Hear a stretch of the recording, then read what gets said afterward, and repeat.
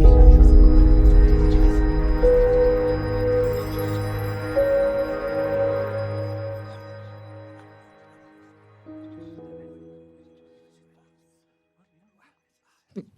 to this episode of The Square. We are back. I'm here with James Adams for another episode in the series of architecture and film, which is where we kind of look at the idea of film, but through the lens of architecture. And we look at architecture through the lens of film. And vice versa, absolutely. Yeah.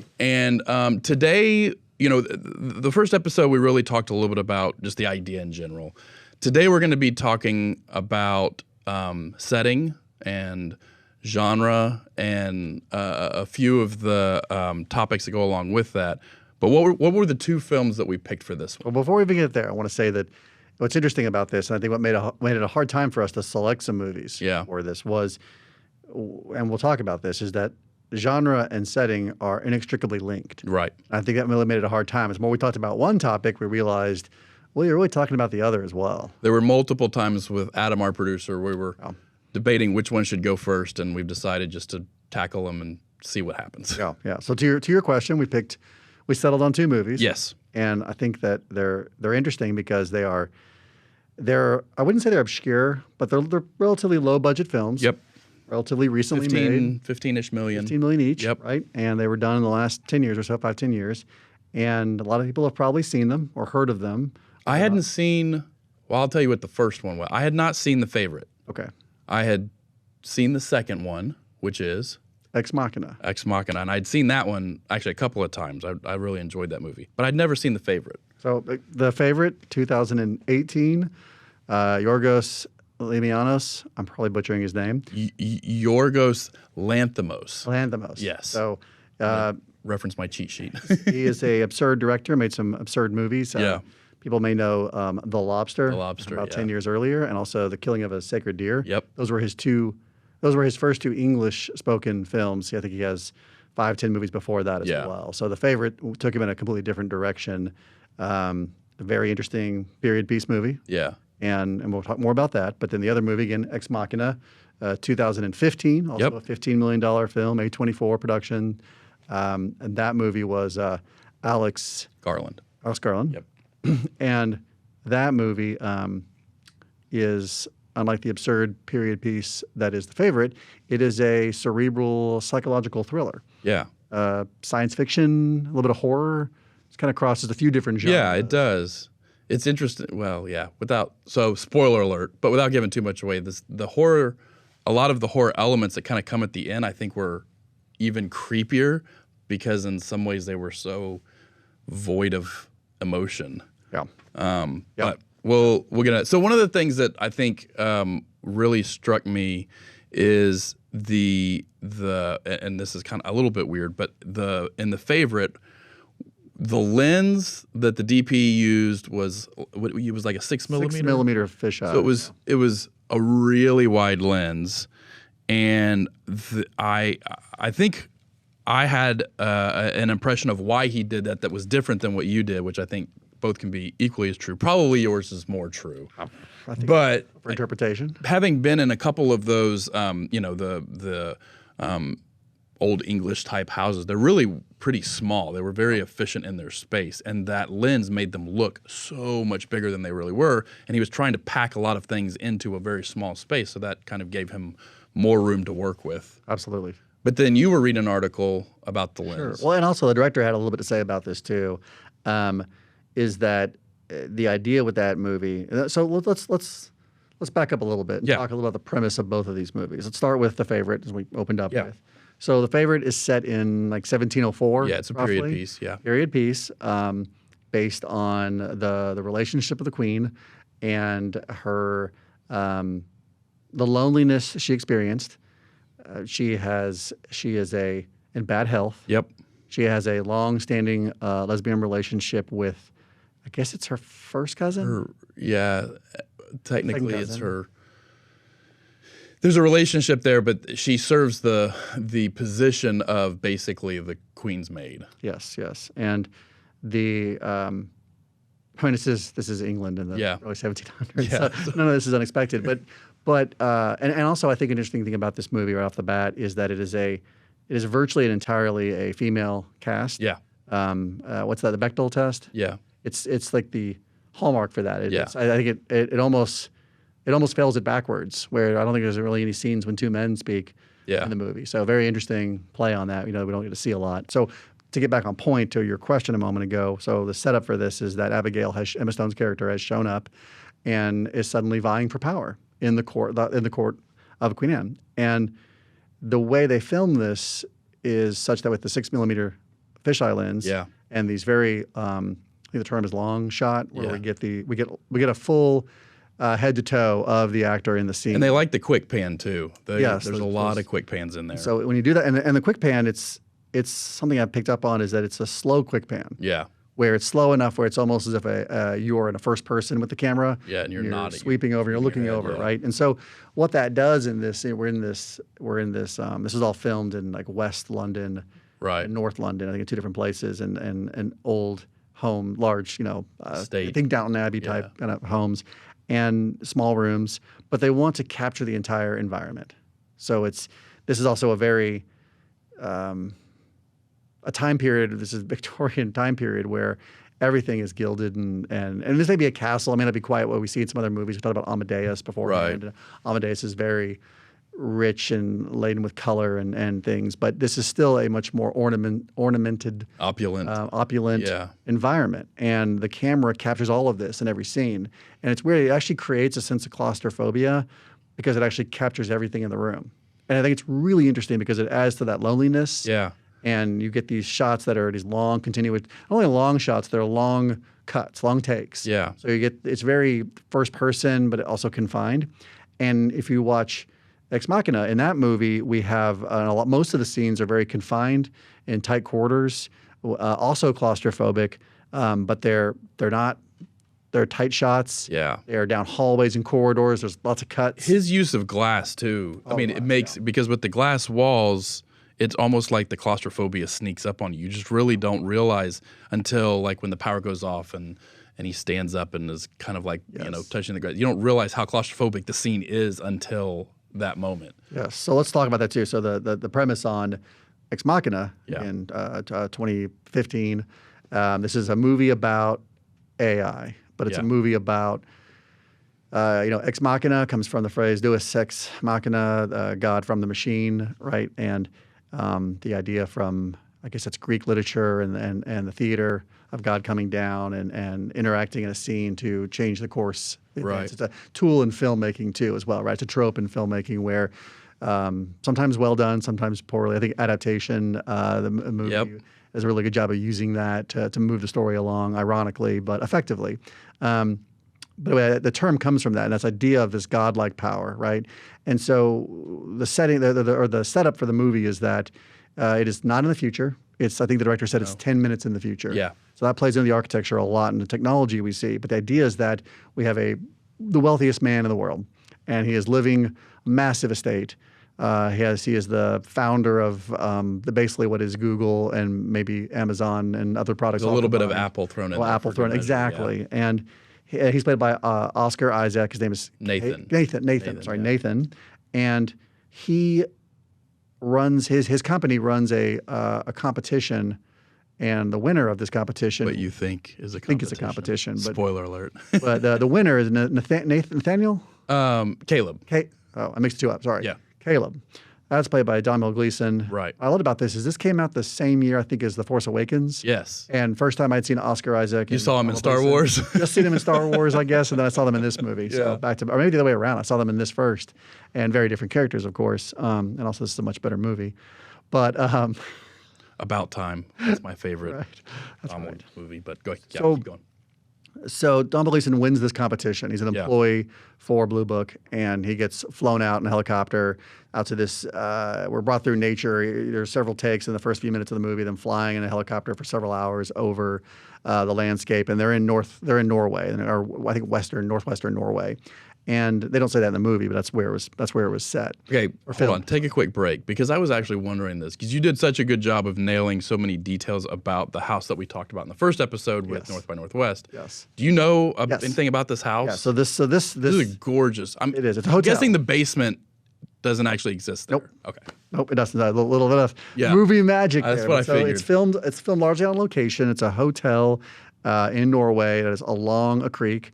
I think it only has 7 or 8 rooms. Okay. Very contemporary design, and basically these are small, very modernist machine type rooms. They're all glass, floor to ceiling. Yeah. On sides facing the water, and the other sides of these individual little bungalows are like a wood cypress vertical panel system. So they're little sandwich, little boxes, and they're just kind of all intermittently tossed along the waterfront. And the Juvet Landscape Hotel in Norway is the hotel that sets the home.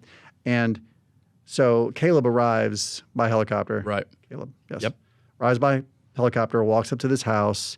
It's one of the hotels, and it's just very super modern. Even the walk there, like he was like, just head that way, and he just kind of has to find a path, and eventually there's like, it's not like you see this grand arrival. It's just a door. Yeah, basically, it's very blended into the landscape. Yeah, right there. You can't even see the waterfront yet. Right, coming in on the side of the brush and the shrubbery and whatnot. So you walk into the home, and immediately you're presented with a view through the front door. Yeah.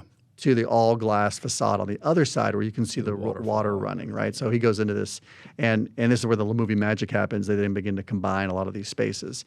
I believe there was another set that I could not find any information on where they didn't construct this completely on studio, the basement, but there apparently was a home somewhere, I think also in Norway, that was built into the rock side. So you walk into this space, and it actually reminded me, you mentioned earlier in our first podcast that we talked about North by Northwest, and the home that was a Frank Lloyd Wright-esque home that was a centerpiece at the end of the movie. Right on the side of the mountain. On the side of the mountain. Well, this has the same kind of effect. It's that James Bond villain lair effect. It does, right? Absolutely, yeah. So you walk into that space once you get into the house, and you start walking downstairs a little bit, and you have the rock walls that form into these clean concrete forms that make a fireplace and sitting areas, and then you have that all-glass facade looking out. So you're starting to get this kind of dichotomy of these two different types of environments, right? But it's all very modern. It's all very contemporary. It's a machine. Well, this house is. And I think on the face of it, these are two pretty different movies. Aside from budget and the they came out around the same time. One's a period piece and it's in old England. One's very kind of high tech and very minimalistic, and yet. Minimal. And you kind of touched on this a little bit, the theme of isolation in both of them. There were a couple things that I hadn't seen The Favorite. I knew about it. I had read a little bit about it. But there were themes that kind of emerged watching these back-to-back that I had never even thought of. And isolation is definitely one of them. Because you think about how Queen Anne, even in rooms where she had a valet or a footman, she was 100% alone. And I distinctly noticed that the DP did not use the fisheye lens. That room that's her bedroom with the carpets, you see her in there sitting in the wheelchair or standing by the window or whatever, and she is so utterly alone, but they didn't use the fisheye lens. They let it just kind of be what it was. Yeah. And then you've got... they do close-ups in some of those scenes. Yeah. And what they do in those scenes is they blur out the background. Yeah. Usually you always the depth of field is in there, Yeah, you always see the entire... We talked about in the beginning of this, we talked about how you see the full long shot, you see all the architecture, the environment, the setting that sets this up. Except when you're in those very focused shots about, no pun intended by that, no metaphor, just that they're talking about the loneliness, and that's when everything else blurs out. And some of those shots. And I do feel like there's one difference, though. I think is like Queen Anne, while it's probably not, I think that it definitely contributes to her sadness. It's not as self-imposed as maybe Nathan's character. Yeah. And yet you still have these real strong themes of isolation and in some ways this, like you were saying, this godlike kind of feeling. And Caleb's character says it a couple of times to Nathan, it's basically, if you create the singularity, if you create this AI, it's essentially like you have become a god to that. Yeah.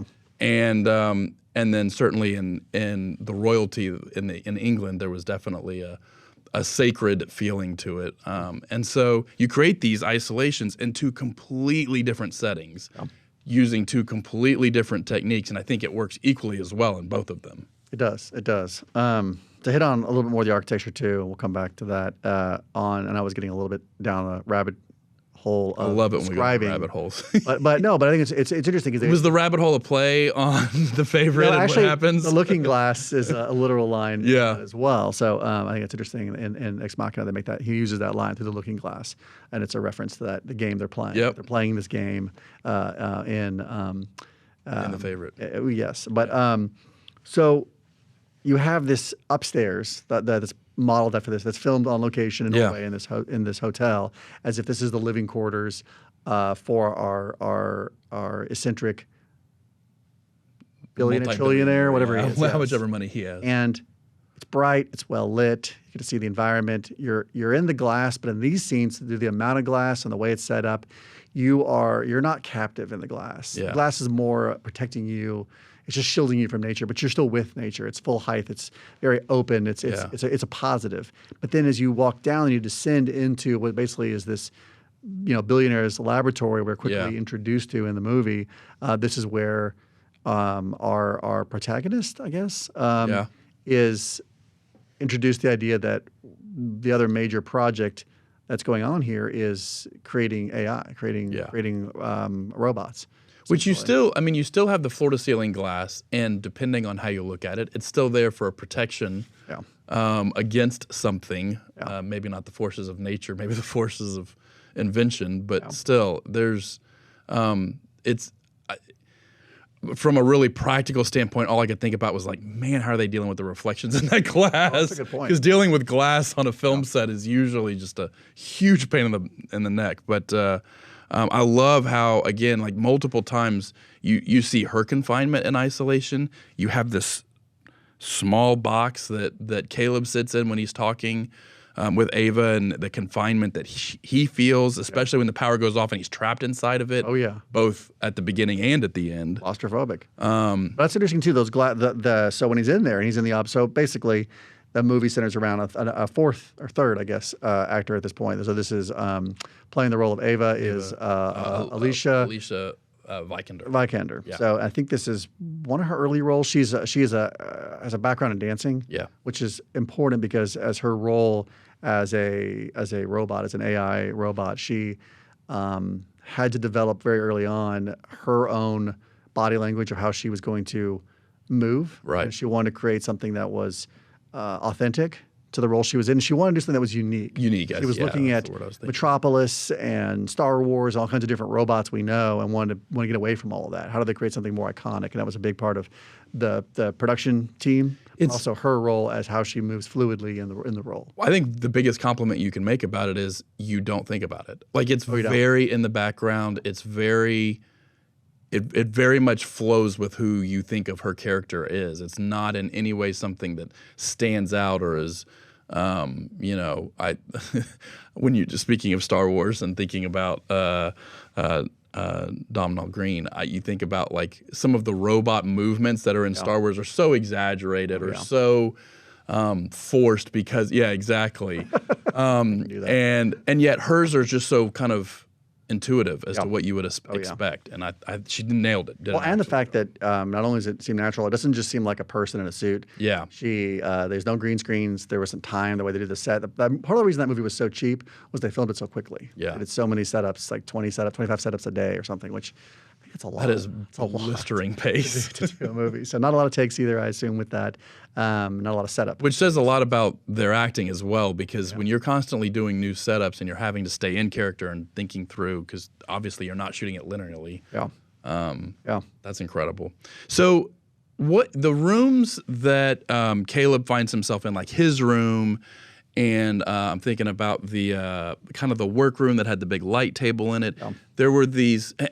The other thing that stood out to me in those rooms is when they are showing a screen, Here they have floor-to-ceiling glass, but when they show a screen, I mean, it's hardly bigger than like a 45-inch TV. I think that played into, they wanted the technology to seem real for the time. Like he has a key card. When he first checks into the hotel or walks up and it asks him to look at the camera and takes a photograph of him, it puts out a little key card like we would use at any hotel nowadays. So it's not some kind of high-tech technology. But you brought up a point a moment ago, and you were bringing this up earlier as well that I want to hit on, is that when he is in the glass observation box, so he is talking to this AI, Ava, and he's getting to know her. And the whole premise of the movie is that, or the plot of the movie rather, is that our eccentric trillionaire is testing this AI on an individual, and he has not won a competition, as we said, as he believes in the beginning of the movie. You'd think he's doing a Turing test, but it's almost a reverse Turing test. Yes, exactly. And so Ava is being tested to see if she can manipulate him to get out of her prison, which ultimately the lack of hubris in our antagonist, I guess you could say he is, the foil to our main character, is that he believes that he wants it to happen, but he believes he could stop it before it ultimately would happen. Yeah. And the whole thing, sort of in a chaos theory, Jurassic Park type way, unravels all the complexity of this. But I digress. When he is visiting,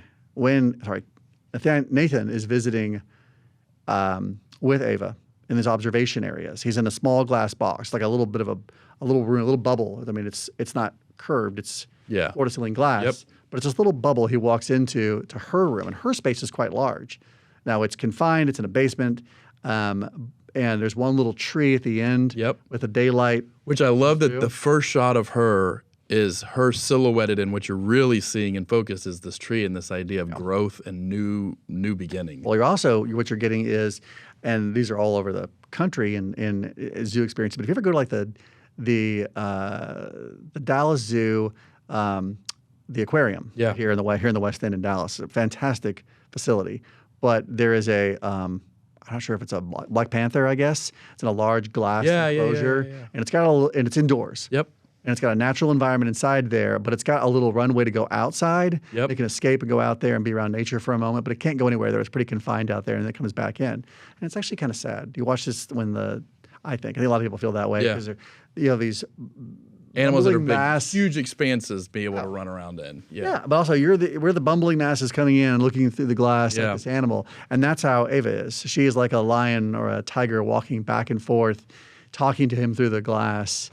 And he's observing her, but you can tell she wants to escape. I mean, it's quite the metaphor is quite obvious in the very beginning. And she has this tree. Like, why do they give her this tree? Why do they let her see there's something beyond? Yeah. Like you're only whetting her appetite or pushing her desire to get out when she sees this freedom outside. Yep. That then in between scenes, they go the humans go back upstairs, go outside, take a fresh of air. You get these large, wide open shots. It's beautiful. And you see the separation, you see the disparity between, and it really drives home the claustrophobia of the architecture and of the environment and this minimal, dark, gray, concrete glass space that they're in for the majority of the movie. Well, and that same area where that box is, I love how the director takes it. And initially, Caleb walks in like he's the one in control. Yeah. Like he is the one that is, kind of in charge. And he walks into that glass box and he, is very kind of carefree and jovial and starts having this conversation with her. And by the end of the movie, that's the same box that he is trapped in, completely, out of control. He has zero control of the situation. Spoiler, you have no idea what happens to him at the end. Yeah. You could assume that he could die in that box. He dies of hunger there. And there's this idea that the architecture of confining him, what was his protection has become his prison by the end. Yeah. What is the architectural element? So you've got the glass, but then you've got these really heavy kind of concrete forms. Yeah. What do you think the relationship is between those two? Well, I think it's again, you see most of the glass on the upper level. Right. I mean, you have the glass, sure. You have the glass that confines and separates them. Sure, but it's not to the outside. It's a window. Glass is a metaphor for a window, for something beyond, something we can't, a threshold is what it really is. We can't cross. When they're upstairs, I think that even though the glass is there, it's really intended almost as if it's not there. It's you are you are better, you are above ground, you are part of this elevated. I mean, the little home or the hotel rooms, these bungalows we talk about, they're actually elevated up off the structure. They're off the ground. They're kind of floating out there as the topography drops off to the creek bed below, the riverbed. And it gives them this like there's a rift in separation. We're seeing this imbalance in wealth and power and who has control and freedom, which goes back to The Favorite as well.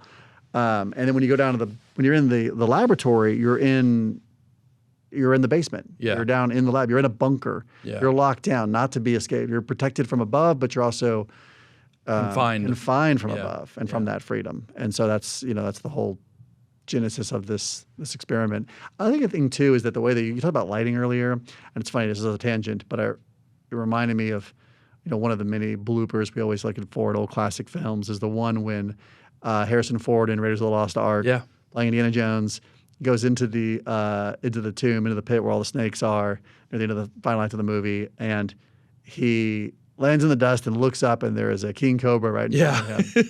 And you don't see it in all versions. Maybe they've cleaned it up in post after all these years, but George Lucas can be. But you see the reflection in the glass that separates him from the king cobra. Just for a moment. Oh, you're kidding. I never noticed that. You do. And you have to be looking for it. And once you see it, you can't unsee it. It ruins that shot. It does. But also on a side note to that, the hieroglyphics that are on all the walls around him, C-3PO and R2-D2 from Star Wars A New Hope are one of the hieroglyphics right there, right next on the screen right there. So now I'm going to have to go back and rewatch nerdy it. side thing. But the whole idea of the glass in that scene, I think is, where I was going to go with that was lighting with glass. Yes. So back to The Favorite. It is this darker estate, right? And to that effect, there's really no artificial light used in the production. It's all natural light or practical light, candles, reflections of sun, things like that. There's really, I mean, I'm sure they had some, but I don't think there's virtually any artificial light where they filmed that. And I think gives a much more richness and brooding nature to the film, which feeds into the loneliness. And we talked about Amadeus before, and how Amadeus is very brightly lit. Different period time of when the movie was made. The difference in the use of color. When you think of The Favorite, there's a lot of color in that movie. It's very drab. It's very because there's not a lot of light. It's very almost like the word that comes to mind is realistic. Oh, it is. Because when you think like I forget the actor's name who plays the one kind of male character. I mean, he's male, but Harley. Plays Harley. Yeah. So he's. Like you look, the shots of him are so incredibly unflattering because you have, they used to cake the makeup on, never take it off, and just keep adding layers, and they make it look like that in the film. It's not meant to be a flattering look at it, and I think that's true for the setting too. I mean, even when we were talking about the Queen in her room, it's not a flattering portrayal of the period and the style. It's almost like what I would assume is a very real kind of portrayal of that. A bunch of sweaty pigs. They're all grubby and they're very human. And you look at the walls and you see the carpets and you're like, yeah, those have not been beaten out in 2 or 3 years. You just feel the dirt in them and whatnot. But I think it makes it helps the film have such a bigger impact because it feels that much more authentic. Oh yeah, and you feel, I think with that same thing, it that carries over into the setting behind them. Yeah. And the architecture and everything is all these books. You can just almost smell the dust and the dirt and everything, and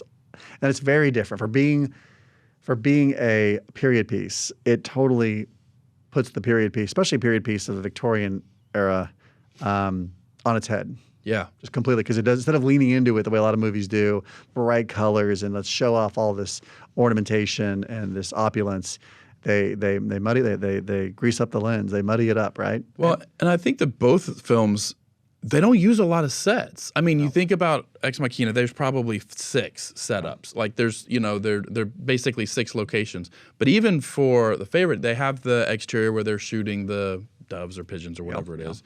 But inside they have like the library, the Queen's bedroom, Lady Sarah's bedroom. Like they have the kitchen, main hall, the hall, and that's about it. Like it's not an extravagant amount of locations and scenes. But I'm curious. So for you, when you watch something like The Favorite, and it is a period piece, and it has not a lot of sets. how with Ex Machina, you can create those sets to be whatever you want. With a period, you're set inside this specific kind of set of guidelines and rules that kind of exist in people's minds when they think of a period piece that you really don't have a whole lot of room to play in. How do you feel like the architecture then, how do you allow the architecture to contribute to the story? Well, I think it goes back to how they filmed it. We talked about this early on, but I think that using those long shots, the amount of real estate on a frame that is devoted to people is 20%. Small, yes. Very small. These aren't, again, there's those moments when there's close-up shots, but generally you're always seeing the space they're in. And you're not even leaving it in the scene. Yeah. Or the camera's panning over, or it's that. And even with that panning, since you're using this, and I'm not the film guy, but or the actual DP. Yeah. Yeah. But with that 6mm fisheye lens, when you pan from one side of the room to the other, you're not moving that far. You already were catching it in your peripheral, and it's just kind of refocusing. It's almost like when you're in like Google Street View for most people, and you're looking at it. Like we do this a lot in our studio, and probably other people do. We're looking at a building or a site, and we find it on Google Maps, and we drop our little person down, and suddenly we're getting a photo view of it, and then we're like, let's pivot over so we can get a better view, and that whole distortion you get from that fisheye lens comes into play. Yeah. And it kind of reminded me of that. But to your question, the environment is just so central to everything. And when I saw this movie, it was like a Friday night. I think it was the day it was released. It may have been a Thursday, but we went down to a movie theater. This is 2018. Right? Yeah. And and for some reason we got there late, and we ended up sitting pretty far forward. I think we were only like 4 or 5 rows back. So you're doing the neck thing. Yeah, and then you have these huge shots. Yeah. And it was just like, wow. Like at the time I didn't register what I was watching. Like I was so enthralled by the storyline and the characters, and I didn't know what I was going into either. Yeah. My partner, she picked this movie, I think, and I was like, yeah, totally, I want to see this. This was a sacrifice one. She went to RoboCop with you, so you went with her to The Favorite. She did. But I think it's about the same time. I think we just went and saw RoboCop filmed projected on the side of City Hall within a matter of months of that. And she was a good sport. So we went, and it was a great movie. Yeah. It took time to process like what I had seen and like how it was filmed, because I didn't understand it at first. I look at, I'm not a filmmaker. Yeah. I love film. I'm not a filmmaker, so it takes a while to register sometimes. Like, why did I experience certain emotions beyond just the way that you storyline? did? Yeah, exactly. And it had to do with how it was filmed. And so. And the same thing again with Ex Machina is that it has some tropes in the sense of the minimalist architecture and small spaces, but the use of glass was incredibly refreshing. It was a metaphor. It was complex. It had multiple meanings in the storyline, but also it didn't.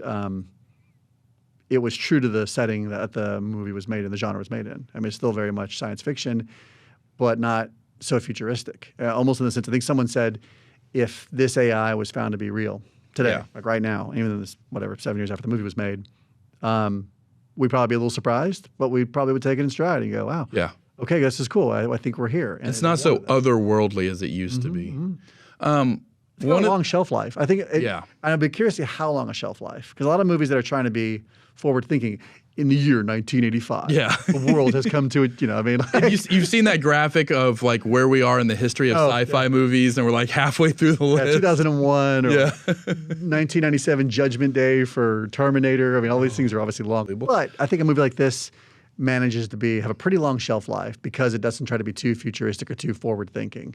Well, so switching gears just a little bit, because one of the things that we'll often talk about, obviously when you have something that has a fair amount of setting or a fair amount of architecture, there's going to be a price tag to it. Yeah. And what I loved with these, when we were kind of debating which movies to look at, both of these have a $15 million budget. For the stars and the content they were covering, really efficient budget. Not extravagant by any means. Great Gatsby was a $120 million movie, something like that. So you think about, people definitely spend a ridiculous amount of money on setting and on what that scene's going to look like. Waterworld, Kevin Costner. Oh man, $250 million in 1994. But I can't see you give them another $15 million. I don't see it making the films any better at all. Like this, I think the setting they nailed. Yeah. It makes you wonder, could they have made the Titanic for $15 million? No. Probably not. And why is that? There are, but well, because break it down for me. There's a certain amount of money that's just going to go. You don't know it's not setting, but it's just VFX, and that immediately adds a huge price tag. And like you were saying earlier, they didn't green screen this for Ex Machina. They shot as much of it practically. Obviously, there's a fair amount of VFX in her figure, but I love the idea that you can do these incredibly compelling, and A24 is really good at doing this. These beautiful films, these beautiful stories that have setting playing a pivotal role in telling the story, but you're not spending anywhere near what a lot of blockbusters spend in terms of VFX and green screen and everything else. Well, the thing too is that now the Ex Machina has a cast of 4, technically 5 with the helicopter. Yoko. Yeah. Oh, and okay, so yes. We have another character, another AI in the movie who is an earlier version of a robot. Yep. And she is. There's actually a really interesting scene where she and Oscar Isaac both have a dance scene. Yes. Very. It almost belongs in The Favorite. So first time I watched the film, that was the first time I thought, I bet that's a robot. That was where I was like, oh, he programmed. Like, he's that egotistical. Yeah. He would want a dance partner that would be based off of his movements. Yeah. Let me pull up. Kyoko. Okay. Yeah. But that cast of 5, right? Yep. Really, it's 3. Yeah. Most of the movie is 3 people. And then you look at The Favorite, and The Favorite, now it's got a much larger cast. There's some scenes where there's, 3 or 4 scores of people in settings, but generally the cast of that movie is about 3 or 4 people. Right. And maybe that's not atypical for a lot of movies, but it's interesting how everything focuses around a handful of people in the same settings, and they go back to these low budgets and how they accomplish, how important the dialogue is and how important the setting is to these. And going back to the genre thing, which is kind of where we started in all this, the genre of the science fiction, the cerebral science fiction thriller, I think the architecture is actually very fitting. And go back to that whole timeless thing. I mean, the interesting thing about architecture, and we were actually having a conversation in the studio about this at lunchtime. We were categorizing some of Dallas's more prominent buildings into their stylistic movement. Yeah. And we were talking about how in architecture today, there's a lot of debate about what are the prevalent theories of what's moving the needle. Not just like a style, but actually a movement, a theory. What architectural theories are at play that we are testing in order to make the next building better? And what are we basing that information on? How do we approach that iterative process? And where we are right now in architecture is that I think that we have been, and a lot of people have talked about this, we're in a long period of time of a lot of formal change in architecture and technological change, but the theories aren't really being pushed the way that we've moved into modernism over the last century. And what I mean by that is that a lot of buildings are derivative and look the same more than ever. And there's a lot of things. We get into a whole conversation about that. But where that ties back to Ex Machina is that you're talking about a modern home. That home really, from the outside, from how it's filmed, it could have been in North by Northwest in the early 50s. And it probably could still be seen in a movie 25, 30 years from now. It could easily be printed, 3D printed. Yes. And so it has a certain degree of timelessness to it. There are a longer shelf life, I'll put it that way. It has a much longer shelf life. And by nature of being a period piece, The Favorite is very specific to a certain time point. Yep. But that also gives it a timelessness because it is a period piece. It's saying, hey, you can take that movie and put it up against Amadeus and 10 other movies done over the last, Oliver Twist, and look at movies over the last 70 years, and there are a lot of parallels. Now, how they're filmed, the content they cover may be totally different, but they start from the same genre. We're doing a period piece. Well, and they are, I mean, to be honest with you, they are contributing to their own set of rules because none of us are old enough to know what the period actually looked like, right? And certainly we have paintings and we have reference, but the Favorite and Amadeus and Red Violin and other period pieces contribute to what we think of as a period piece for a certain, section of time. Yeah. Whereas I think to your point with Ex Machina, there's it's more based on an architectural principle Yes. that is seen, and it can be kind of manipulated, and the design can be have some customization to it, but in general it's based on this kind of architectural movement or principle. Yeah, it's a minimal modernist setting. It's a machine. It's what it is, which is what a machine for living modern architecture is about. Yeah. And very different than the setting of a Victorian estate that is just a series of room after room after room. Yeah. We talked about that. We saw that in Amadeus as well. Yeah. We talked about that a lot. Might as well have made it one of the movies. But next episode. Next time. But I think it's really interesting to see that and these comparisons. And you bring it all back to this whole loneliness and the environment we're in. Isolation. Yeah. I think these are just fascinating that you can cover these same basic human needs and power riffs in such vastly different settings and genres. Yeah. No, I completely agree. But how effective the architecture is. Like if we try to take either one of those movies, let's start with Ex Machina, and we were to say we want the same story. I'm trying to think how we could do this game. You want me to type in a chat GPT and have it just kick out a version? That's a little bit too meta for me, I think. But imagine we're trying to do a similar story where somebody's captive. Let's say it's someone who's who grew up in the wild or whatever. It's a wildling. Mm-hmm. And someone else is they're controlling them and keeping them captive. Their captor. But instead we're going to set this in 1950s Detroit suburbia or something like that, right? Like, can you tell the same story? Like, how much does that influence the story? How much will it change the story? Like, it's amazing how we talked about this actually. We've talked about this before. We talked about movies. We've talked about the idea of Avatar, 2009. It's a Western.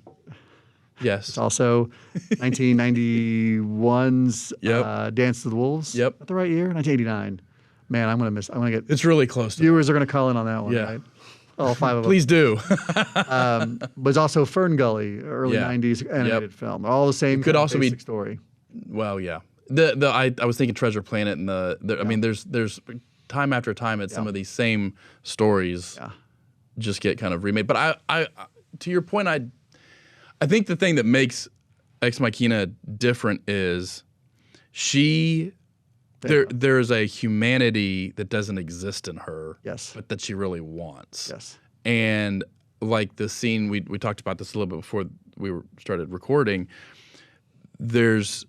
when she and Kyoto, I think like Kyoko stabs him, you think maybe because of how he treated her in the past, or maybe it's because he was attacking Ava to begin with. But the way that, I mean, they handle the knife going in, and then when he turns around and Ava grabs the knife and stabs him, it is so, it's not even surgical. It was just like, I'm going to see what this does. Like, I'm going to do this. And there's no passion. There's no emotion behind it. He's an obstacle. Exactly. And when she walks over and gets on her knees and just kind of watches him die, you just see there's something. That's exactly what it is. And I don't think you could tell that story in a compelling way and without her not having humanity. Fair enough. The thing also too is that all of those characters that are in that movie, in Ex Machina, have biblical names, and I mean, Ava is a play on Eve, AVA versus EVE, right? First woman.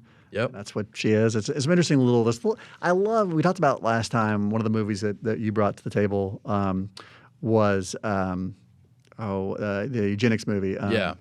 Gattaca. Gattaca, yeah. And Gattaca has so many layers. And after we talked about it, I think we carried on the conversation for quite a while about how many other things we could have gotten into and the metaphors in that movie and subtle things with lighting and color.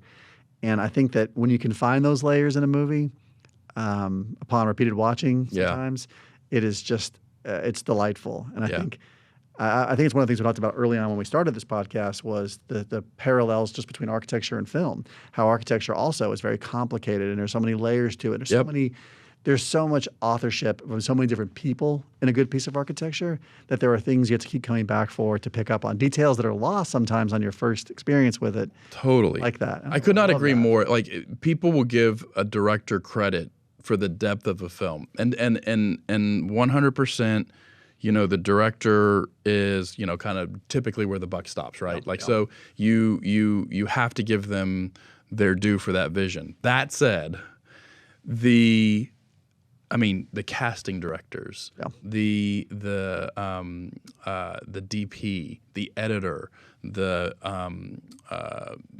musical director, the scene director, they all have ownership in creating, just like you said, those layers of a film that are similar to how multiple architects, designers, engineers, even straight down to the GCs will have ownership in how that building is created in layers. Yeah. And all those together, but you still have to have a handful of players. You have to have that lead the effort, like the director, the producer. Same thing with architecture. We have a project manager, and our firm will have an architectural project. We have a project manager, a project architect, and we have staff architects. We have technical services providing us clarity and information on specifications. We have a design oversight. All these different roles are playing to make it something great. And sometimes it's almost a miracle something good comes out of all the authorship. But it works because you have a good process in place. Well, and I think to that point, when it makes it special when something comes out and at the end you can tell, you just have this sense of pride. I'm thinking of a couple of projects that Corgan's worked on that you're like, oh man, like I'm glad I may have had nothing to do with it except, in my role have done a rendering or an animation, but I love the ownership that project would bring. Well, James, thank you so much for having this conversation. I love any excuse to tell my wife I need to watch movies for work. And I am excited about some possibilities that are coming. A huge thank you to Adam Flaw, our producer, because he is the third person that's not up here and helping us figure out, kind of how we're going to attack these things. Absolutely. Yeah, thanks. Thank you for having me on here. I think that it's a joy to go home and watch some movies so we can record them for this podcast at TheSquare. And I think that we talk about next movies and where we're going with all this. The holidays are coming up on us. I'll be home a lot. There's a lot of movies. I may be home alone sometimes and need to watch something. I don't know. I may be having Christmas with the Cranks.